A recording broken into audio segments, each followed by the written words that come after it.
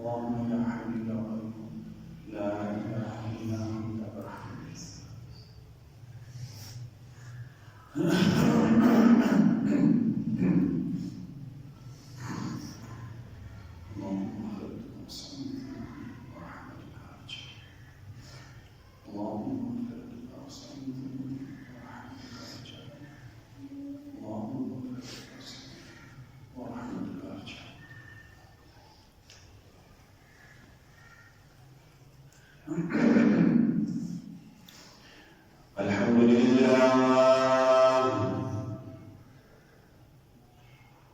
الحمد لله نحمده ونستعينه ونستغفره ونؤمن به ونتوكل عليه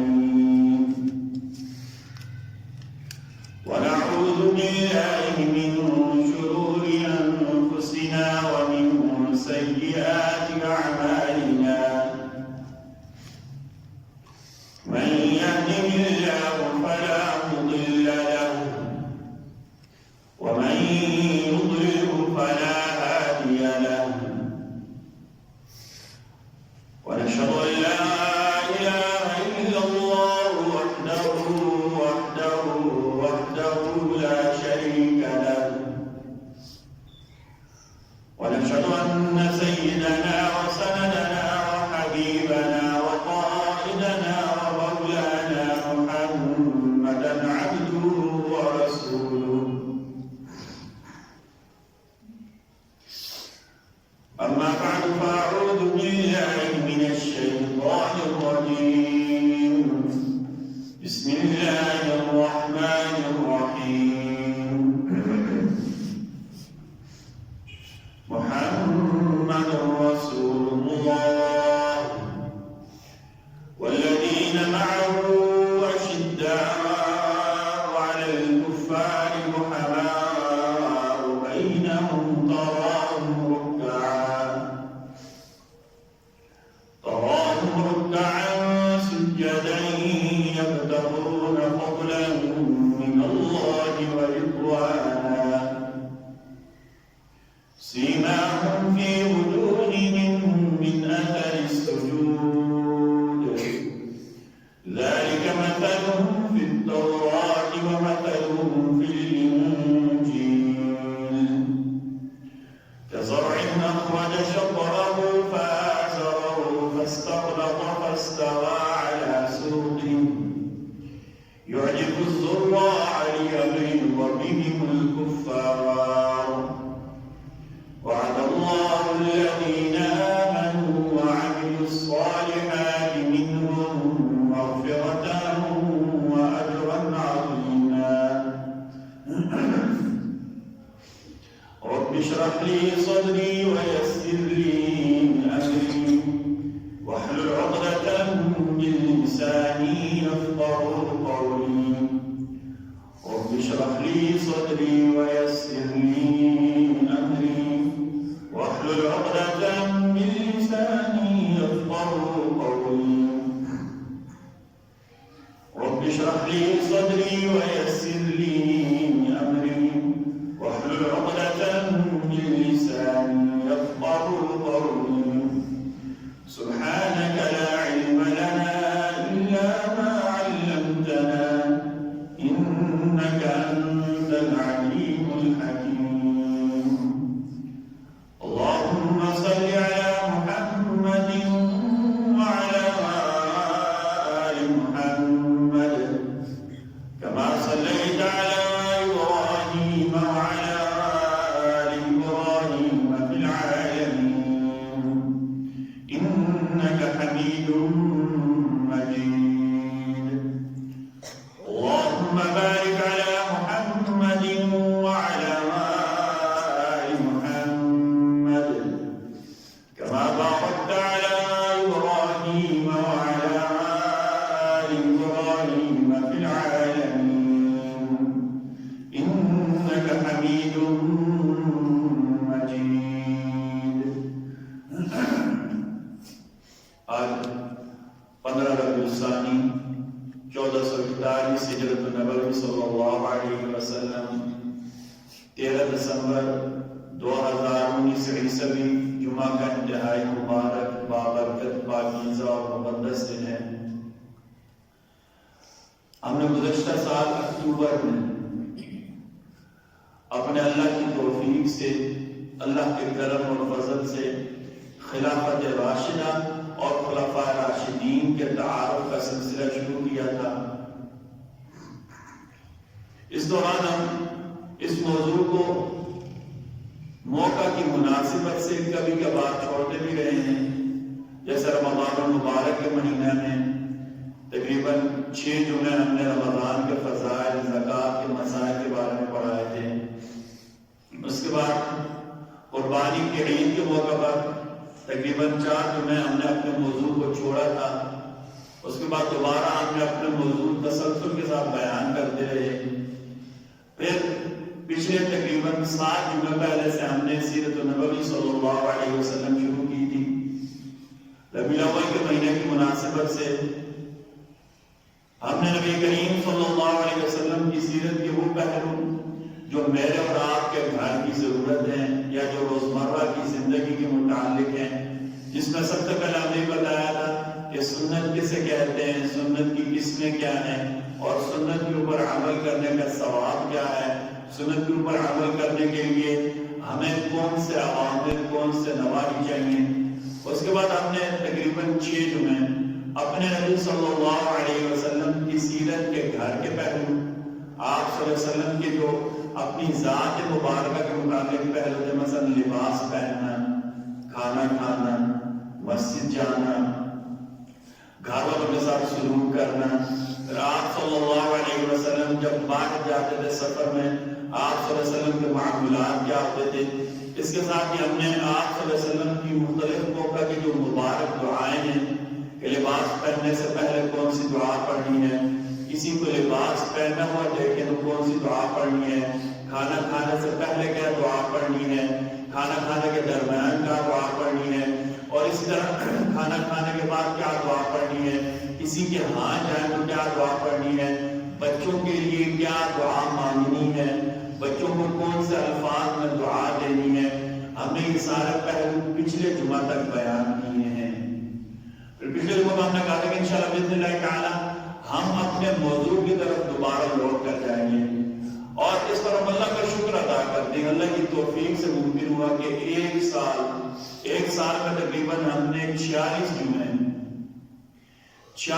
ہم نے خلافت راشدہ کے متعلق پڑھائے ہیں۔ خلفاء راشدین المہدیین سیدنا ابوبکر صدیق رضی اللہ عنہ وارضاہ، سیدنا الفاروق عمر بن خطاب رضی اللہ عنہ وارضاہ، سیدنا عثمان بن عفان رضی اللہ عنہ وارضاہ، اور سیدنا علی بن ابی طالب رضی اللہ عنہ وارضاہ۔ ان ساری مبارک ہستیوں کی اور متفقہ ترین ہستیوں کی ہم نے زندگی کے مختلف پہلو بیان کیے ہیں، جس میں ہمارا موضوع ہے سب سے پہلے ہم ذاتی یا نجی حالات زندگی، آپ کی پیدائش، آپ کا بچپن ہی بیان کیا ہے۔ اگلے موضوع پر ہم نے سارے خلفاء راشدین المہدیین کے متعلق بیان کیا کہ انہوں نے اسلام کیسے قبول کیا۔ کسی بھی شخصیت کو کسی بھی سیرت کو سمجھنے کے لیے اس کا پورا بیک گراؤنڈ جب تک ہم نہیں سمجھیں گے ہمیں وہ سیرت سمجھ نہیں آئے گی۔ اور بدقسمتی سے خلفاء راشدین المہدیین کی سیرتوں کے گرد ایسے کانٹے بکھیر دیے گئے ہیں جن کے اوپر احتیاط سے چلنا پڑتا ہے، جن سے اپنا دامن بچا کر چلنا پڑتا ہے۔ یہ ہماری بدقسمتی کہہ رہے ہیں، یا میں سے کیا نام دیں کہ وہ کائنات کی متفقہ ترین ہستیاں جنہوں نے میرے نبی صلی اللہ علیہ وسلم سے براہ راست کسب فیض کیا، میرے نبی صلی اللہ علیہ وسلم کے مبارک چہرہ کو دیکھ کر اپنی زندگیاں بدلی، ان کے بارے میں ہم اختلافات کے شکار ہو گئے، ان کے بارے میں بولتے ہوئے ڈر لگتا ہے۔ اللہ اکبر۔ تو ہم نے خلفاء راشدین المہدیین کی زندگی کے مبارک اور تابناک پہلو، آپ کے ابتدائی حالات، سارے خلفاء راشدین المہدیین کے، پھر جب آپ ایمان لائے تو اس کے بعد کیا آپ کی زندگی کیا تھی، نبی صلی اللہ علیہ وسلم کے ساتھ آپ کا تعامل کیا تھا، پھر جب آپ خلیفہ بنے تو آپ نے کیا کیا اصلاحات کی۔ اس میں ہم نے کہا تھا کہ آپ یہ حکومتی ریفارم اس لیے بیان کر رہے ہیں تاکہ کل کوئی یہ نہ کہے کہ آپ کے پاس حکومت، آپ تو کہتے ہیں اسلامی حکومت آ جائے، اور ہر مسلمان کی خواہش ہوتی ہے آپ کے پاس ریفارمز ہی نہیں ہیں، ہم کون سا اسلامی نظام لائیں گے؟ اس کے لیے ہم نے خلفاء راشدین کے زمانے کی عمل کی کوششیں، آپ کے فوج کی مختلف صورتیں، فوج کی حیت ترکیبی کے فوجی کو کیسے بھرتی کرنا تھا، کمانڈر جو ہوتے تھے ان کے اختیارات کیا ہوتے تھے، پھر ہم نے پورا پولیسنگ کا نظام جو تھا خلفاء راشدین المہدیین کو بیان کیا، تو خلفاء راشدین المہدیین کی زندگی جو سوشل لائف تھی، معاشرتی زندگی، کہ آبادیاں کیسے ہوتی تھیں، ٹاؤن یا کالونیز کیسے بنائی جاتی تھی، پھر ان کے اوپر جو حکمران یا والی مقرر کیے جاتے تھے ان کے اختیارات کیا ہوتے تھے، پھر ہم یہ بیان کرتے کہ عدالتی نظام کیا ہوتا تھا، عدالت میں قاضی کا تقرر کیسے کیا جاتا تھا، فیصلے کیسے کیے جاتے تھے، پھر ہم یہ بیان کیا تھا کہ لوگوں کی اصلاح کے لیے خلفاء راشدین المہدیین نے کیا کیا نظام کیے تھے، اور جو مجرمین ہوتے تھے ان کی سزاؤں کے لیے کیا کیا طریقہ کار تھا، یہ سارے کا سارا نظام ہم نے بیان کیا ہے۔ انشاءاللہ باذن اللہ تعالیٰ آج ہم خلافت راشدہ میں سے پانچویں خلیفہ راشد سیدنا حسن بن علی رضی اللہ عنہ وارضاہ، ہم آپ کی سیرت بیان کریں گے۔ جب ہم خلافت راشدہ کہتے ہیں تو اس سے مراد سیدنا ابوبکر، سیدنا الفاروق عمر، سیدنا عثمان، سیدنا علی، سیدنا حسن اور سیدنا معاویہ رضوان اللہ تعالی علیہم اجمعین مراد ہوتے ہیں، اور یہ تقریباً 60 سال کا عرصہ بنتا ہے، 61 ہجری تک، اور تقریباً 51 سال کا عرصہ بنتا ہے۔ ہم یہ 51 سال کی حکومت بیان کر رہے ہیں۔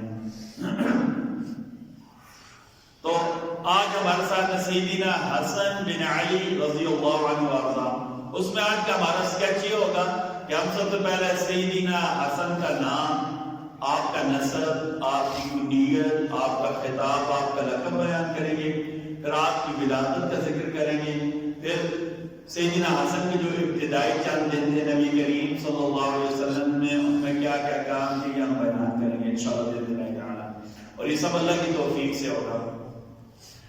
آپ کا نام تھا حسن، آپ کی کنیت تھی ابو محمد۔ کنیت کا مطلب ہوتا ہے اپنی اولاد میں سے کسی کی طرف اپنے آپ کو منسوب کرنا۔ عرب میں کنیت عزت کی اور فخر کی علامت سمجھی جاتی ہے۔ جب عربوں نے کسی کو عزت کے ساتھ بولنا ہو تو اس کا نام نہیں لیتے، اس کی کنیت سے اسے پکارتے ہیں۔ میرے نبی صلی اللہ علیہ وسلم کی کنیت تھی ابو القاسم صلی اللہ علیہ وسلم۔ سیدنا حسن کی کنیت تھی ابو محمد، یعنی محمد کے بعد۔ عربوں میں آج بھی کنیت کے ساتھ بولنا عزت کی علامت سمجھا جاتا ہے۔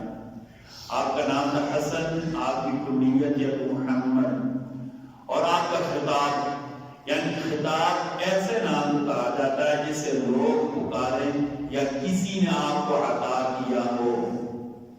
جیسا ہمارا کچھ عرصہ پہلے تک نا سر کا خطاب دیا جاتا تھا، اگر کہ لوگ اسے اچھا نہیں سمجھتے تھے۔ جو عمومی طور پر پولیٹیشنز ہوتے تھے، یہ جو ہمارا برٹش لوگ تھا تو اس وقت اسے سر کا خطاب دیا جاتا تھا، اور جس کو ملتا تھا وہ فخر سمجھتا تھا۔ جو انگریزوں کے مخالف ہو گیا تھے بدلتے کا ٹاؤٹ بن گیا ہے، کیونکہ اسے جو ہے کہا گیا تھا سر کا خطاب ہونا ہے۔ اسی طرح جو علماء میں سے تھے جو برٹش گورنمنٹ کے زیادہ قریب، انہیں شمس العلماء کا خطاب دیا جاتا تھا۔ آپ میں سے پتہ نہیں اب اردو میں ہے یا نہیں، ہم جس زمانے میں پڑھتے تھے 90s میں تو ڈپٹی نذیر احمد کی کہانیاں ہوتی تھی، وہ اصلاحی ناول ہوتے تھے ان کے، وہ ہماری 9th 10th میں first year second year Urdu کی بکس میں ہوتے تھے۔ تو ڈپٹی نذیر احمد کے بارے میں کہا جاتا ہے کہ ان کا لقب ہے شمس العلماء۔ جو لڑکا ہے اس کو علاوہ کر کے بیٹھا ہے، پچھلی دفعہ بہت زیادہ باتیں کر رہا تھا، ٹھیک ہے، ان دونوں کو اکٹھے نہیں بیٹھنا چاہتے، ٹھیک ہے، آج تک ان کو اکٹھے نہیں بیٹھنے باتیں کرنے سے آج۔ تو خطاب ایسے نام کو کہا جاتا ہے جس سے لوگ یا کسی بڑی شخصیت نے آپ کو دیا ہو، اور لقب آپ کسی کسی وصف کی وجہ سے، وصف صفت کو کہتے ہیں، ٹھیک ہے؟ مثلا کسی کی صفت ہے وہ بہت اچھا بولتا ہے، تو اس کی وجہ سے ہم اسے کیا کہتے ہیں؟ فلاں خطیب پاکستان ہے۔ یہ خطیب پاکستان موٹیویشنل ٹائپ اسپیکر جو ہوتے ہیں ان کے ناموں کے ساتھ لگایا جاتا ہے، ٹھیک ہے؟ آپ کا نام تھا حسن، آپ کی کنیت تھی ابو محمد، سید اور ریحانۃ النبی صلی اللہ علیہ وسلم آپ کے خطاب تھے۔ میرے نبی صلی اللہ علیہ وسلم کا ابنی ھذا سید، میرا یہ بیٹا سردار ہے۔ سیدنا حسن کو مخاطب کر کے میرے نبی صلی اللہ علیہ وسلم نے کہا ابنی ھذا سید، میرا یہ بیٹا سردار ہے۔ پھر آپ کو ریحانۃ النبی کہا جاتا ہے۔ میرے نبی ہما ریحانتی فی الجنہ، حسن اور حسین میرے جنت میں دو پھول ہیں۔ تو سید اور ریحانۃ النبی صلی اللہ علیہ وسلم سیدنا حسن کے خطاب تھے، اور شبیہ رسول صلی اللہ علیہ وسلم، نبی جیسے آپ رضی اللہ عنہ کی شکل و صورت، آپ کی شباہت نبی کریم صلی اللہ علیہ وسلم جیسی تھی، اس وجہ سے آپ کو شبیہ رسول کا لقب دیا گیا۔ میں نے آپ کو بتایا تھا نا لقب کیا ہوتا ہے؟ کسی وصف کی وجہ فلاں بہت بہادر ہے، بہادری کا وصف ہے، اس کی وجہ سے لوگ کہتے ہیں شیر دل، شیر کہوٹا، شیر پنڈی، ٹھیک ہے، شیر پنجاب، شیر پاکستان، اس کو لقب کہا جاتا ہے، ٹھیک ہے؟ کسی وصف کی وجہ سے جو نام مشہور ہو جائے۔ ہم الحمدللہ اس معاملے میں بہت ہی کھلے دل کے ہیں، جو دو لفظ بولے سب خطیب پاکستان کا نام دے دیتے ہیں، جو اپنے مسلک کی ترجمانی کرے، جو بندی بریلی حدیث متکلم اسلام، اور جو بیچارہ دو لفظ اور اچھے بول رہے ہیں، ہم اس کے ساتھ کیا لکھ دیتے ہیں؟ پوری دنیا میں مشہور اسکالر۔ ٹھیک ہے، ہم تو الحمدللہ بہت کھلے دل کے، ہم جذباتی لوگ ہیں، ہم بہک جاتے ہیں، فوراً کسی کے پیچھے چل جاتے ہیں، کوئی ایک اچھی تقریر کر لے تو ہم اس کے ساتھ ساری امیدیں وابستہ کر لیتے ہیں، یہ منا خدا ہے جس نے ہماری کشتی کو پار لگانا ہے، ہم اسی کو اپنا نجات دہندہ سمجھنا شروع ہو جاتے ہیں۔ ہم عملیت پسند نہیں ہیں، ہم پریکٹیکل لوگ نہیں، ہم جذباتی لوگ ہیں۔ جذباتی لوگ فوراً باتوں میں آ جاتے ہیں، پک جاتے ہیں، حقائق سے دور ہیں، اعمال سے دور ہیں، اور جو صحیح طریقہ ہے، صحیح منہج، صحیح راستہ، اس سے ہم دور بھٹک جاتے ہیں جذباتیت کی وجہ سے۔ میں دوبارہ بول دیتا ہوں، حسن نام ہے، ابو محمد کنیت ہے، سید اور ریحانۃ النبی صلی اللہ علیہ وسلم یہ خطاب ہے، شبیہ رسول آپ کا لقب ہے۔ آپ کا نسب یوں ہے، یعنی آپ کا جو کیا کہتے ہیں فیملی ٹری ہے، نسب سلسلہ نسب یوں ہے، حسن بن علی بن ابو طالب بن عبد المطلب بن ہاشم بن عبد مناف، حسن بن علی بن ابو طالب بن عبد المطلب بن ہاشم بن عبد مناف۔ آپ ہاشمی ہیں، قریشی بھی ہیں، مدنی بھی ہیں، اور شہید بھی ہیں، رضی اللہ عنہ وارضاہ۔ آپ ہاشمی ہیں، ہاشم آپ کے جو ہے نا بڑوں میں سے کسی کا نام تھا، اسی کی طرف آپ کا خاندان منسوب ہے۔ قریشی آپ کا قبیلہ ہے، مدنی اس لیے کہ مدینہ کے رہنے والے تھے، اور شہید بھی ہیں کیونکہ آپ کو زہر دے کر شہید کیا گیا تھا۔ آپ کا نسب یوں ہے، حسن بن علی بن ابی طالب بن عبد المطلب بن ہاشم بن عبد مناف، ہاشمی، قریشی، مدنی، شہید، رضی اللہ عنہ وارضاہ۔ آپ نبی کریم صلی اللہ علیہ وسلم کے نواسے، یعنی بیٹی کے بیٹے، ایک ہوتا ہے نا پوتا، بیٹے کا بیٹا، ایک ہوتا ہے نواسا، بیٹی کا الفاظ سمجھ آ جاتے ہیں۔ ہمارا کتنے ملکوں کے ساتھ اردو کی وجہ سے رابطہ ہو سکتا ہے۔ ہم بات یہ کر رہے تھے کہ میں نے کہا کہ آپ نبی کریم صلی اللہ علیہ وسلم کے نواسے ہیں، جنت کے نوجوانوں کے سردار ہیں، فاطمہ بنت محمد صلی اللہ علیہ وسلم کے لخت جگر ہیں۔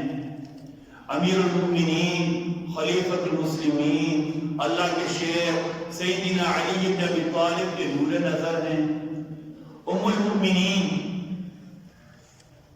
میرے نبی صلی اللہ علیہ وسلم کی زوجہ مطہرہ، میری اور آپ کی ماں، نبی صلی اللہ علیہ وسلم کے ازواج مطہرات ہم سب کی مائیں ہیں، اور یہ اللہ نے نص کے ذریعے کا، نص کہتے ہیں نا بالکل اتھینٹک ترین بات، قرآن کو نص کہتے ہیں، ٹھیک ہے؟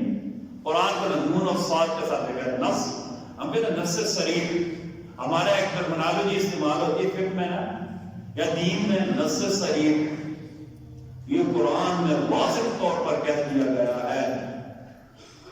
نص جب بھی ہو نا، نص قرآن کیا تو قرآن مجید، ٹھیک ہے، واضح ترین ہدایات، اور اللہ نے نص صریح کے ذریعے کہا النبی اولی بالمؤمنین من انفسہم وازواجہ امہاتہم، ام المؤمنین سیدہ خدیجہ رضی اللہ عنہ کے نواسے ہیں۔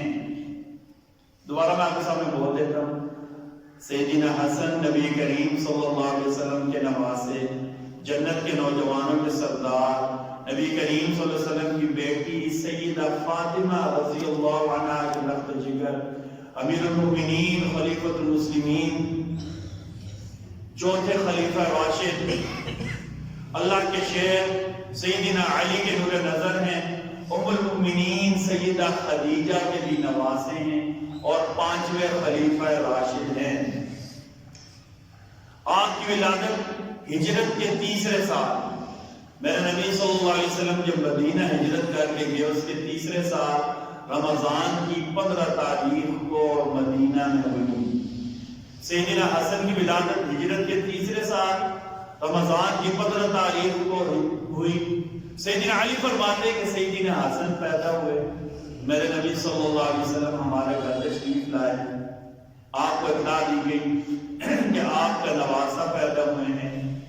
میرے نبی صلی اللہ علیہ وسلم سیدنا علی کے گھر تشریف لائے اور کہا میرا بچہ مجھے دکھاؤ، میرا بیٹا مجھے دکھاؤ۔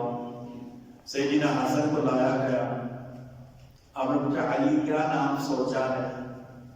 علی کیا نام سوچا ہے؟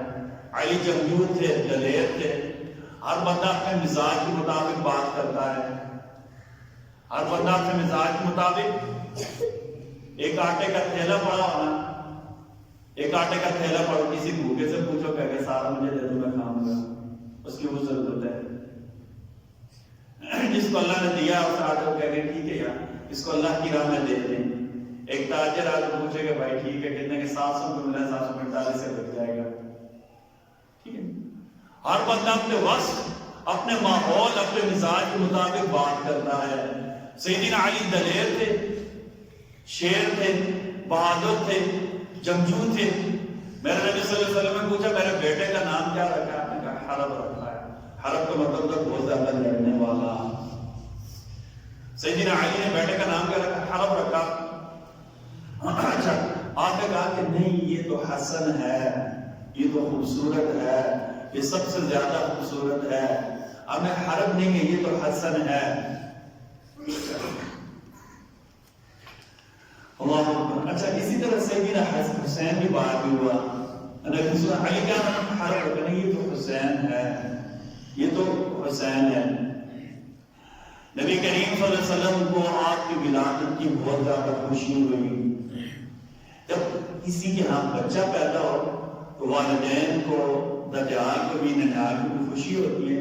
اس خوشی کے موقع پر بھی مبارکباد کے الفاظ ہمارے بڑوں سے منظور ہیں۔ سیدنا حسن بصری رحمہ اللہ یا رحمت اللہ علیہ جب کسی کے ہاں بیٹا پیدا ہوتا تو سیدنا حسن بصری انہیں ان الفاظ میں مبارکباد دیتے، بورک فی المولود وشکرت واحد ورزقت برہ وبلغ اشدہ، بورک فی المولود وشکرت واحد ورزقت برہ وبلغ اشدہ۔ اللہ نے جو آپ کو بچہ دیا ہے اس نومولود میں اللہ تعالیٰ برکت عطا فرمائے، یعنی اللہ تعالیٰ اس کے بہن پر ہوتے ہیں، اللہ اس کی عزت میں برکت عطا فرمائے، اس کی صحت میں، اس کی زندگی میں برکت عطا فرمائے۔ پھر اگلا لفظ ہے شکر واحد، جس کا بیٹا ہوتا سے نصیحت کرتے آپ عطا کرنے والے کا شکر ادا کریں۔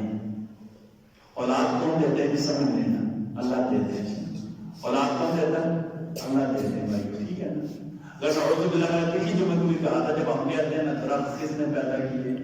اللہ نے پیدا کیے۔ سورج کس نے پیدا کیا؟ اللہ نے۔ ریت کا ایک ذرہ کس نے پیدا کیا؟ اللہ نے۔ درختوں کے ساتھ پھل کس نے لگائے؟ اور پھر ہر درخت کے ساتھ اس کے مطابق پھل لگتا ہے۔ کبھی یہ نہیں ہوا کہ انگور کے ساتھ امرود لگے ہوں، انگور کے ساتھ انگور بھی لگتا ہے۔ ہر درخت کی اپنی اہمیت ہوتی ہے۔ زمین میں دانا ڈالتے ہیں، زمین ایک جیسی، ماحول ایک جیسا، پانی ایک جیسا، کھاد ایک جیسی، پودا نکلتا ہے علیحدہ ہوتا ہے۔ گندم کا بیج ڈالیں گے، گندم علیحدہ ہوگی۔ انگور کی بیل لگائیں گے، اس کی اپنی شکل ہوگی۔ مالٹے کا پودا لگائیں گے، اس کی اپنی شکل ہوگی۔ امرود کا پودا لگائیں گے، اس کی اپنی شکل ہوگی۔ پھر اسی کے مطابق اس کے ساتھ پھل لگتا ہے۔ پھر اس کی آگے اپنی قسمیں ہوتی ہیں۔ مالٹے کی کتنی قسمیں ہیں؟ یہ سب کچھ کرنے والے کون ہیں؟ اللہ۔ یہ ہم سب کو یقین اور عقیدہ ہے۔ لیکن بدقسمتی ہے، کسی بچے سے بھی پوچھ لینا، انگور کس نے لگایا؟ اللہ نے لگایا۔ مالٹا کس نے لگایا؟ اللہ نے لگایا۔ جانوروں کے بارے میں بکریاں کس نے بنائی؟ اللہ نے۔ گائے کس نے پیدا کی؟ اللہ۔ گائے کے اندر سے دودھ کون دیتے ہیں؟ اللہ۔ زمین کس نے بنائی؟ اللہ نے۔ آسمان کس نے بنایا؟ اللہ نے۔ لیکن ہماری سوئی آ کر اٹک جاتی، بیٹا کس نے دیا؟ پیروں نے۔ بیٹا کس نے دیا؟ فلاں نے دیا۔ اللہ اکبر۔ او بھائیو، اللہ کا نام ہے، پتہ نہیں کس چکر میں پڑے۔ جو اللہ ریت کے ایک ذرے سے لے کر آسمان جیسی بڑی چیز دے سکتے، وہ بیٹا نہیں دے سکتے نا؟ اللہ نے قرآن مجید میں کہا لِلَّهِ مُلْكُ السَّمَاوَاتِ وَالْأَرْضِ يَخْلُقُ مَا يَشَاءُ يَهَبُ لِمَن يَشَاءُ إِنَاثًا وَيَهَبُ لِمَن يَشَاءُ الذُّكُورَ أَوْ يُزَوِّجُهُمْ ذُكْرَانًا وَإِنَاثًا وَيَجْعَلُ مَن يَشَاءُ عَقِيمًا۔ اولاد کے 4 درجے ہوتے، شادی کے بعد میں چاروں کی چار اللہ نے بیان کی ہے۔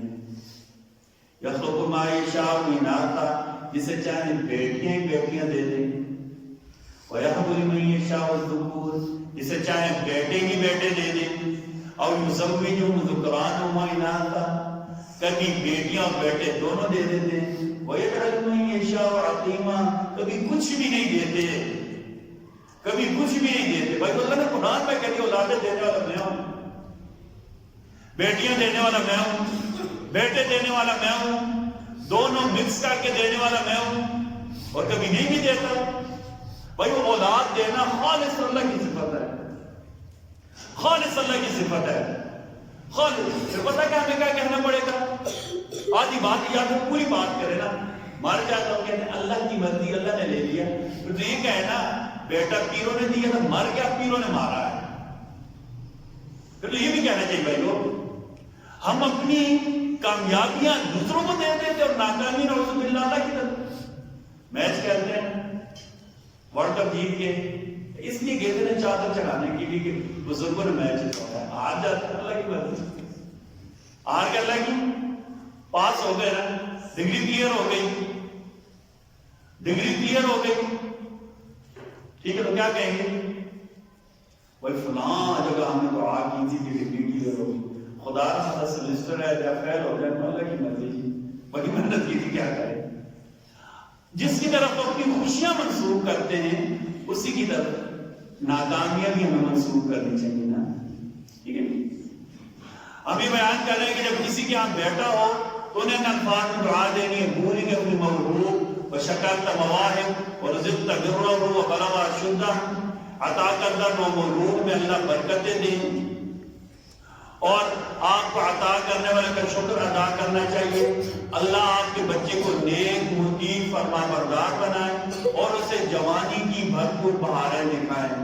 اللہ نے قرآن مجید میں دعا دکھائی اولاد کے لیے، پتہ کیا ہمارے بڑوں میں سے حضرت جی مولانا اشرف علی تھانوی صاحب رحمۃ اللہ تعالیٰ نے لکھا ہے اولاد کے لیے جب بھی دعا کریں تو پوری دعا کرنی چاہیے۔ ہم کہتے ہیں اللہ اولاد کو نیک بنائے، بڑی اچھی بات، لیکن مکمل جملہ کیا ہے؟ اللہ اولاد کو نیک بنا کر ماں باپ کی آنکھوں کی ٹھنڈک بنا دے۔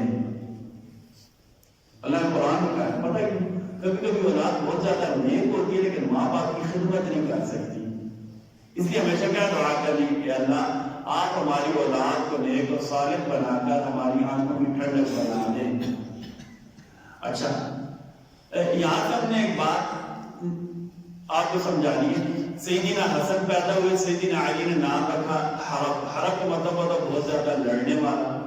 میرے نبی صلی اللہ علیہ وسلم تشریف لائے, آپ نے کہا علی یہ تو حسن ہے, یہ تو خوبصورت ہے, یہ تو لوگوں کو جوڑنے والے ہیں. یہاں سے ایک بات سمجھے اصول کہ میرے نبی صلی اللہ علیہ وسلم نے نام بتلایا, اس سے اصول کیا پتہ چلتا ہے کہ اپنے بچوں کے اچھے اور خوبصورت نام رکھنے کی کوشش کرنی چاہیے. ٹھیک ہے جی, ایسا نام جو شرعی نقطہ نظر سے اچھا ہو, ادائیگی میں بھی آسان ہو, ادائیگی میں بھی نام کا تلفظ ضرور بھی صحیح ہونا چاہیے. اس سے میں آپ کو ایک مثال, ہمارا بہت بڑی غلطی پتہ کیا ہوتی ہے, حفصہ, ہا فا صاد اور ہا. ابو حفص سیدنا عمر کی کنیت تھی, جوان شیر کو حفص کہا جاتا ہے. ابو حفص کیونکہ سیدنا عمر دلیر تھے, بہادر تھے, آپ کی کنیت ابو حفص, شیر کا بال. عربی میں جو بہت زیادہ دلیر اور نہ ڈرنے والا اسے ابو حفص کہا جاتا ہے. شیر جو جوان شیر ہوتا ہے نا, ببر شیر, اس کو بھی ابو حفص کہا جاتا ہے. پتہ ہے کیوں؟ وہ جنگل کا بادشاہ ہوتا ہے نا, دلیری کی وجہ سے. ہا فا صاد, ہمارے جو بچوں کے نام ہوتے ہیں حفصہ, ہا فا صاد اور ہا, حفصہ. ہم حفظہ لے کے دیتے ہیں, حفظہ تو پتہ نہیں کیا نام ہے, حفظ کا مطلب, اور یہ ذا کے ساتھ اس کا کوئی مطلب ہی نہیں بنتا. تو جب بھی نام رکھے نا جو ہم صحیح ادا کر سکیں. ہمارا ایک اور کیا کہتے ہیں, ہم چاہتے ہیں کہ نام منفرد سا ہو, ہم چاہتے ہیں نام ہے منفرد سا ہو. میرے پاس ایک صاحب نے کہا میں نے اپنی بیٹی کے نام جاتیہ رکھا ہے. میں نے کہا کیوں؟ کہتی اللہ نے قرآن میں کہا ہے. میں نے کہا دیکھیے ایسا غلط بات نہیں کرے نا. اب پتہ کیا, لوگ ہم سے کبھی کبھی پوچھنے کے لیے آتے ہیں, لوگ ہم سے مسئلہ نہیں پوچھتے, لوگ یہ چاہتے ہیں کہ مولوی صاحب کا کنفرمیشن ہو جائے بس. مولوی صاحب کے کہتے ہیں مہر تصدیق لگ جائے. لوگ ہمیں کیا کہتے ہیں بہت کمشنر سمجھ کے اپنا باندھے آ جاتے ہیں. ٹھیک ہے مولوی صاحب کی بات پکی اور ٹھیک ہے جی. میں نے کبھی چاہتی نہیں کہ میں نے قرآن میں پڑھا. میں نے کہا بات میں قرآن میں پڑھ لیا, آپ مجھ سے پوچھنے کی کیا ضرورت ہے. تو بات مطمئن ہے, آپ نے رکھ لیا کہ میں نے کہا یہ نام آپ نے غلط رکھا, بچی کا نام جاتیہ نہیں رکھنا چاہیے. ٹھیک ہے نا, نہیں کہتے قرآن کی سورت کا نام ہے. پھر کوئی بات, میں نے کہا چلے آپ رکھ لیں, مجھے کیا کہتے ہیں, میرا گھر سب کچھ آتا ہے. جب کبھی آپ کی بچی بڑی ہوگی, اللہ سے توفیق سے پڑھا تو آپ کے ساتھ لڑے گی کہ میرا نام غلط کیوں رکھا تھا. ٹھیک ہے, تو ناموں کے سلسلہ میں اصول کیا رکھے کہ شرعی نقطہ نظر سے اچھا ہو, ادائیگی میں آسان ہو, سننے میں بھی مشکل نہ لگے, سننے میں بھی مشکل نہ لگے. تو سننے والا ہونا, مثلا ایک بندہ ہے, میں آپ کو مثال دیتا ہوں, ہمارا کوئی باہر کے کسی گاؤں میں رہنے والا ہے, ہم نے کوئی مشکل سا نام رکھ دیا, تو سب سے پہلے بیچاری دادی اور نانی جو ہے تکلف پہ پڑتی رہیں گی, وہ اپنی طرف سے کوئی نام رکھ دیں گی. آپ نے ڈھونڈ ڈانٹ کر اوکھا سا نام رکھا ہوگا, نانی یا دادی کے سامنے جو کوئی نام, نانی پھر اللہ دیتا ہی کہنا ہے. ٹھیک ہے جی, دیتا پتر کو سونا لگنا. ٹھیک ہے, نانی پھر دادی نے ایسے ہی کہنا ہے. آپ پتہ ہے ڈھونڈ ڈانٹ کر کہاں سے نام رکھیں گے, نانی اور دادی کے بعد مشکل ہوگا نا, ان کی زبان پر نہیں چڑھے, ان کو تلفظ سے ہی آگے تو پھر دیتا ہی کہنا, اور کیا کہنا انہوں نے. ٹھیک ہے جی, انہوں نے پھر اپنی طرف سے کوئی نام رکھ دینا. اس لیے ادائیگی بھی آسان ہو, سننے میں بھی گرانی نہ ہو, شرعن اور حرام اور مکروہ نام نہ ہو. ٹھیک ہے, میرے نبی صلی اللہ علیہ وسلم نے فرمایا اللہ کو دو نام پسند ہیں, عبداللہ عبد الرحمن. عبداللہ عبد الرحمن یہ نام اپنے اولادوں کے رکھیں. اب یہ میں نے بڑے بابرکت نام ہے. پھر اسی طرح انبیاء کرام علیہ السلام کے نام ہیں, انبیاء کرام کے نام ہیں. اس سلسلہ میں بھی آپ کی خدمت میں بڑے ادب سے گزارش ہے. ٹھیک ہے, کیونکہ ہم ممبر پر بیٹھے ہوئے ہیں, ہمیں کیا کہتے ہیں سوچ سمجھ کر بولنا بھی چاہیے, اس کی کوشش بھی کرتے ہیں کہ کبھی کبھی ہم گوگل سے سرچ کر کے نا, پہلے تو کہتے ہیں فلاں استاد صاحب ہے, میں نے فلاں استاد صاحب سے صحافت سیکھی ہے, فلاں استاد صاحب سے میں نے قرآن مجید پڑھا ہے, فلاں استاد ہے میرے کیا کہتے ہیں وکالت میں میرے فلاں استاد ہیں. ٹھیک ہے, ہم فخر کر دیتے ہیں. ابھی تو گوگل ہے, سرچ مار دیتے ہیں, بلکہ گوگل سے ٹرانسلیٹ بھی کر لیتے ہیں, پتہ نہیں کیا کیا بن جاتا ہے. ٹھیک ہے نا, گوگل سے سرچ مارتے ہیں, نام پتہ نہیں کیا نکل آتا ہے، ٹھیک ہے۔ تو اسی طرح کیا کہتے ہیں انبیاء کرام کے نام ہے وہ آپ جو احادیث میں نام آئے یا قرآن مجید میں اللہ تعالیٰ نے 26 انبیاء کے ناموں کا ذکر کیا، بڑے بابرکت نام ہیں، وہ نام رکھنے اولادوں کے، صحابہ کرام کے نام ہیں، صلحاء امت کے نام ہیں، اولیاء کرام کے نام ہیں، وہ اچھے لگتے ہیں۔ اچھا، اب سیدنا حسن کا سیرت بیان کر رہے۔ سیدنا حسن جب پیدا ہوئے نبی کریم صلی اللہ علیہ وسلم نے آپ کے کان میں اذان دی۔ بچہ جب پیدا ہو نا تو سلسلہ میں ایک کام یاد رکھ لیں کہ بچے کے دائیں کان میں، بچے کو غسل دینے کے بعد، صاف کرنے کے بعد بچے کے دائیں کان میں فجر کی اذان دینی چاہیے۔ بچے کے دائیں کان میں فجر کی اذان ہے۔ اس کے لیے کوئی یہ نہیں ہے کہ آپ کوئی اخبار وغیرہ نام رکھیں گے، بس نزدیک ہو کر اللہ اکبر اللہ اکبر اللہ اکبر اللہ، ایسے اذان دیں، ٹھیک ہے، سمجھ آئیے؟ انہیں کوئی چیز رکھیں یا ساتھ آپ بچے کے پاس بیٹھے، آپ وضو سب سے اچھا بغیر وضو کی اذان دے سکتے، کوئی تکلف کی ضرورت نہیں ہے، ٹھیک ہے۔ بہتر یہ کہ جو آپ کے خاندان میں سے نیک ہو اس سے اذان دے، خود اذان دے۔ بچے کے دائیں کان میں فجر کی اذان دینی ہے اور بائیں کان میں اقامت کہنی ہے، بہتر ہے۔ اگر کسی نے دونوں طرف ایک اذان دے دی تب بھی کوئی بات نہیں، تبھی کوئی بات نہیں، ٹھیک ہے۔ سیدنا حسن پیدا ہوئے، میرے نبی صلی اللہ علیہ وسلم سیدنا علی کے گھر گئے، کہا بچے کو میرے پاس لاؤ۔ سیدنا حسن کو میرے نبی صلی اللہ علیہ وسلم کے پاس لایا گیا، آپ نے سیدنا حسن کے کان میں اذان دی۔ ہمارے علماء نے لکھا ہے کہ میرے نبی صلی اللہ علیہ وسلم نے 3 مرتبہ زندگی میں اذان دی، ایک مرتبہ سکھانے کے لیے، ایک مرتبہ سیدنا حسن کے کان میں، ایک مرتبہ سیدنا حسین کے کان میں۔ علماء نے دوسرے وجوہات لکھی ہیں کہ میرے نبی صلی اللہ علیہ وسلم نے اذان اس لیے نہیں دی کہ حی علی الصلاۃ حی علی الفلاح، میرے نبی کی زبان مبارک سے الفاظ نکل جائیں، کوئی نہ آئے تو اس کے ایمان جانے کا خطرہ تھا، اس لیے میرے نبی صلی اللہ علیہ وسلم نے اذان نہیں دی، عمومی طور پر سکھانے کے لیے، ٹھیک ہے۔ اچھا، شاہ ولی اللہ رحمۃ اللہ تعالیٰ نے بچوں کے کان میں اذان دینے کی بہت ساری حکمتیں لکھی ہیں، میں 2 یا 3 دیکھیں۔ جب ہم کہتے ہیں یہ قانون ہے تو ضروری نہیں کہ ہر بندے کو پتا ہو کہ اس قانون کے پیچھے حکمتیں کیا ہیں، بس ہمارا کام ہے قانون اس کے اوپر عمل کرنا، کرم شکنی کی سزا، بالکل سیدھی بات ہے۔ اگر کسی نے فلسفہ بیان کیا اچھی بات ہے، ورنہ جب ہم قانون کی بات کریں گے نا، جو مسلمہ قوانین ہیں ان کے پیچھے ضروری نہیں کہ ہر بندے کو اس کا فلسفہ پتا ہو، اور نہیں ہر بندے کے لیے اس کا فلسفہ جاننا لازمی ہے، ٹھیک ہے۔ شاہ ولی اللہ رحمۃ اللہ تعالیٰ نے کچھ حکمتیں لکھی اذان میں، جو شاعر اسلام میں سے ہے، اللہ کی توحید اور اللہ کی وحدانیت ہے۔ اذان کی آواز سے شیطان بھاگتا ہے۔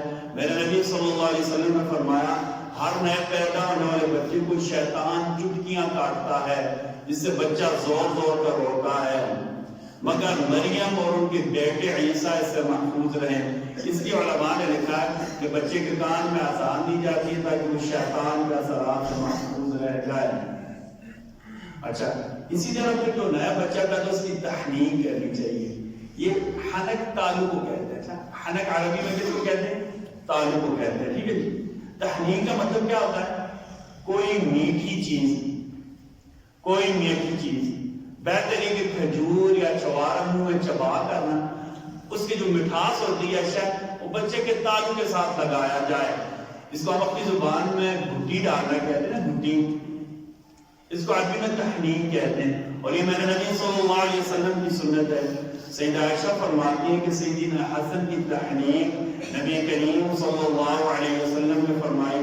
سیدہ عائشہ فرماتی ہے کہ صحابہ کرام کا مدینہ میں عمومی معمول یہ تھا کہ نبی کریم صلی اللہ علیہ وسلم کے پاس نئے پیدا ہونے والے بچوں کو لایا جاتا، فَيُبَرِّكَ فِيهِمْ وَيُحَنِّكَهُمْ، آپ ان کے لیے برکت کی دعا کرتے اور ان کے اوپر ہاتھ پھیرتے اور ان کی تحنیک کرتے، یعنی کھجور چبا کر اس کا رس اور مٹھاس بچوں کے تالو کے ساتھ لگاتے، یہ تحنیک کرنا کہلاتا ہے۔ اور علماء نے لکھا تحنیک نیک بندے سے کروانی چاہیے، آپ کے خاندان میں کوئی بزرگ سے ان سے گھٹی بچے کو کرانی چاہیے، اس کی تحنیک کرانی چاہیے، ورنہ جو مسجد کے امام صاحب ہیں، جو مسجد کے مؤذن صاحب ہیں، جو نیک ہیں، کوئی بھی جن کے اوپر آپ کو یقین ہو یہ نیک ہے، ان سے کرانی چاہیے، ٹھیک ہے نا۔ اور تحریک یا نیک و صالح نصیحت کرانی چاہیے. تحریک کے بارے میں قانون کیا ہے کہ یہ اذان کے فوراً بات کرنی چاہیے. پہلے بچہ پیدا ہو صاف ستھرا کر کے بچے کے کان میں اذان، پھر اس کے بعد بچے کو گھٹی پلانی چاہیے. ہماری تاریخی کتابوں میں لکھا ہوا ہے کہ سیدنا حسن کی پیدائش کے 7ویں دن سیدنا حسن کے بال کاٹے گئے. سیدنا حسن کے بال کاٹے گئے اور یہ بال کاٹے تھے ابو لبابہ رفاعہ بن منذر انصاری نام مدینہ کے سردار تھے. لیکن آپ نے نبی کریم صلی اللہ علیہ وسلم کے خاندان کی خدمت کے لیے کام سیکھا تھا. سردار ہونے کو دیکھ میں نے آپ کو پہلے بتایا نا، ہمارے یہاں سرداری خصوصاً پنجاب میں سرداری کا ہمیں پتہ ہی نہیں ہے. اگر تھوڑی سی سرداری دیکھنا تو بلوچستان کی سرداری دیکھ لی جائے، سندھ کی سرداری دیکھ لی جائے، عربوں کی سرداری دیکھ لی جائے. سرداری کہتے ہیں کسے؟ نوابی اور سرداری کیا ہوتی ہے؟ غلط علاقے کی بات ہے، لیکن سردار یا نواب ہوتا کیا ہے؟ ٹھیک ہے. تو ابو لبابہ رفاعہ بن منذر انصاری یہ مدینہ کے سردار تھے. انہوں نے یہ کام سیکھا تھا. 7ویں دن سیدنا حسن کی پیدائش کے انہوں نے بال کاٹے. اگر بچے کی صحت ٹھیک ہو نا، بچے کی صحت کی اجازت دے، بچہ کمزور یا بیمار نہ ہو، تو سنت کیا ہے؟ 7ویں دن بچے کے سر کے بال اتارے جائیں. عربی میں حلق کہتے ہیں، تحلیق، ہا لام قاف حلق. حلق کا مطلب ہوتا ہے اس طرح سے سر کے بال کاٹنا ہے. یہ عربی کے الفاظ بھی ٹھیک ہے، لیکن خلق پیدا کرنا، ہا نام حلق، یہ بغیر نقطے کی جو خا ہوتی ہے نا، ٹھیک ہے جی، جس کو ہم کہتے ہیں حلوے والی خا. الحمدللہ حلوہ کہتے ہیں، مجھے بڑا مزہ آیا ہے، لیکن آپ کو منہ میں پانی آ گیا ہوگا، لیکن اپنے اپنے گھر جا کر کھانا اچھا لگتا ہے. ٹھیک ہے جی. تو حلق کا مطلب ہوتا ہے اس طرح سے بال کٹوانا، جس کو ہم کہتے ہیں سر گنجا کرانا. حلق کا مطلب پیدا کرنا. تو بچوں کی پیدائش میں سنت کیا ہے؟ سیدنا حسن پیدا ہوئے 7ویں دن آپ کے سر کے بال کاٹے گئے. اور اس میں سنت کیا ہے؟ بالوں کے وزن کے برابر چاندی صدقہ کر دی جائے یا قیمت دے دی جائے. ٹھیک ہے. بالوں کے سر جو سر کے بال ہوتے ہیں بچے کے، ان کے برابر یا جتنی اللہ نے استطاعت دے دی آپ زیادہ صدقہ کر دیں. ٹھیک ہے. اچھا، اسی طرح 7ویں دن عقیقہ کرنا. عقیقہ کا لفظ مطلب نافرمانی کرنا. جب ہم بچے کا عقیقہ کرتے ہیں، ہمارے علماء نے لکھا ہے اس کی وجہ سے اللہ والدین کی مغفرت فرما دیتے ہیں. اور یہ حدیث ہی بھی ہے، جب عقیقہ کیا جاتا ہے تو اللہ والدین کی مغفرت فرما دیتے ہیں، اور عقیقہ کی برکت سے اللہ بچے کو برائیوں سے محفوظ فرما دیتے ہیں. یہ عقیقہ تک بچہ مرہون ہوتا ہے، رحم رکھا ہوا ہوتا ہے، پھر اللہ تعالیٰ سے اپنی حفاظت میں لے لیتے ہیں. اچھا، میرے نبی صلی اللہ علیہ وسلم عقیقہ میں بہتر یہ ہے اگر استطاعت ہو تو بچے کے لیے 2 جانور ذبح کیے جائیں. 2 بکریاں یا 2 بکرے یا 2 مینڈے ذبح کیے جائیں لڑکے کے لیے اور لڑکی کے لیے. ورنہ اگر کسی نے لڑکے کے لیے بھی ایک ذبح کر دیا تو شرعاً کوئی حرج نہیں ہے. شرعاً کوئی حرج نہیں ہے. ٹھیک ہے. میرے نبی صلی اللہ علیہ وسلم نے سیدنا حسن سیدنا حسین دونوں کے لیے 2 مینڈوں کی قربانی کی. اچھا، اسی دن آپ کا خطرہ بھی کیا گیا. سیدنا حسن کو ابتدائی طور پر جو دودھ پلایا وہ ان کا نام تھا ام الفضل لبابہ بنت حارث ہلالیہ. یہ نبی کریم صلی اللہ علیہ وسلم کی چچی تھی. ایک بار انہوں نے کہا یا رسول اللہ میں نے خواب دیکھا کہ آپ کے جسم کا ایک حصہ میرے گھر آ گیا ہے، یا آپ کے جسم کا ایک حصہ میری گود میں پڑا ہوا ہے. یا رسول اللہ اس کی تعلیم کیا ہوگی؟ آپ ان کو فاطمہ کو اللہ بیٹا دیں گے، آپ نے ان کی دیکھ بھال کرنی ہے. فاطمہ کو اللہ بیٹا دیں گے، آپ نے ان کی دیکھ بھال کرنی ہے. سیدنا حسن پیدا ہوئے تو نبی کریم صلی اللہ علیہ وسلم کی چچی سیدنا عباس کی بیوی، یہ عباس نبی کریم صلی اللہ علیہ وسلم کے چچا تھے نا، عباس بن عبد المطلب، ان کی بیوی ام الفضل لبابہ بنت حارث ہلالیہ. انہوں نے سیدنا حسن کو ابتدائی طور پر دودھ بھی پلایا، آپ کی دیکھ بھال بھی کی. انشاءاللہ باذن اللہ تعالیٰ زندگی رہی تو اگلے جمعہ ہمارا موضوع ہوگا کہ اپنے نانا سیدنا محمد مصطفیٰ صلی اللہ علیہ وسلم کے نزدیک سیدنا حسن رضی اللہ عنہ کا مقام اور مرتبہ کیا تھا. اس بارے میں جتنی احادیث ہیں جو آسان انشاءاللہ باذن اللہ تعالیٰ ہم بیان کریں گے. یہ پچھلا ہفتہ جو گزرا ہے اس میں ہمارے بڑوں میں سے، ہمارے محلے داروں میں سے اور ہمارے جاننے والوں میں سے باؤ راجہ غضنفر صاحب، آپ بہت اچھی شخصیات میں سے تھے، ہمارے ساتھ بچوں کی طرف پیار کرتے تھے، وہ دنیا سے چلے گئے ہیں۔ اس طرح ہمارے بھائی واجد قریشی صاحب، ان کی ہمشیرہ بھی فوت ہو گئی ہیں۔ ہمارے محلے دار خورشید احمد صاحب کی اہلیہ خالد اور طارق کی والدہ فوت ہو گئی ہے، کل ان کی نماز جنازہ ان کی مغفرت کی دعا کرنی ہے۔ یہ انشاءاللہ ایک اور اعلان مجھے کر دیا، 15 دسمبر اتوار 11 بجے دن مسجد الرحیم بحریہ کالونی، یہ ہمارے پجاڑ چوک کے پاس ہے، یہاں نیچے مسجد الرحیم کا افتتاح ہوگا۔ شیخ الحدیث مولانا قاری مشتاق احمد صاحب اس کا افتتاح کریں گے۔ اس مسجد کے متولی ہیں مولانا عبدالحکیم فاروقی صاحب، اور انہوں نے ٹائم رکھا ہے دن 11 بجے اتوار دن۔ اگر آپ کو بھی مصروفیت نہ ہو، حضرت قاضی صاحب ہمارے بزرگوں میں سے ہیں، بڑی شخصیات ہیں، اور پنڈی میں کوہاٹی بازار میں جامع فرقانیہ ہے، اس میں آپ حدیث شریف کے استاد ہیں، ہمارے بزرگوں میں سے اتحاد امت کے داعی ہیں، آپ ان کا بیان سننے کے لیے چاہیے گا۔ یہ آخری بات، یہ پتہ لوگ ہمیں کلپس بھیجتے رہتے ہیں، ٹھیک ہے کہ ہمارے وزیر اعظم صاحب نے کیا کہتے ہیں بیان کرتے نبی کریم صلی اللہ علیہ وسلم کے بارے میں غیر مناسب الفاظ استعمال کیے، کیونکہ وزیر اعظم بھی ہیں، بڑے عہدے پر ہیں، اور کیا کہتے ہیں موٹیویشنل اسپیکر بھی ہیں، ٹھیک ہے، لوگوں کو موٹیویٹ اچھے طریقے سے کر سکتے ہیں، لیکن دینی جو امور ہے نا اس بارے میں ظاہر وزیر اعظم ہے جہاں دیگر انہوں نے اپنے مشیر رکھیں کہ اچھے سے مولانا صاحب کو، مفتی صاحب کو اپنے مشیر رکھ لیں تاکہ انہیں الفاظ کی پریکٹس کرا دیا کریں۔ اس کو ہم سب لسان ہی کہتے ہیں، پتہ جذبات میں آ کر کہہ جاتا ہے۔ وہ کہتا ہے کہ مولوی صاحب تقریر کر رہے تھے نا، تو انہوں نے میری طرح تقریر کسی بڑے مولوی صاحب کی یاد کر لی تھی۔ وہ تقریر کر رہے تھے کوٹہ کے کسی گاؤں میں، تو جب انہوں نے تقریر یاد کی تو مولوی صاحب نے کہا انتہائی مانچسٹر والوں میری بات سنو۔ وہ کیا کہتے ہیں روتے ہو گئے تو کوٹہ کے گاؤں میں کہتے ہیں مانچسٹر والوں تمہاری توجہ کدھر ہے؟ ہمارے وزیر اعظم صاحب بھی ایسے ہی کرتے ہیں، ٹھیک ہے، یہ خطیبانہ بلنڈر جو ہوتا ہے نا، ایسے کوشش کر وزیر اعظم ہے نا، یہ لاہور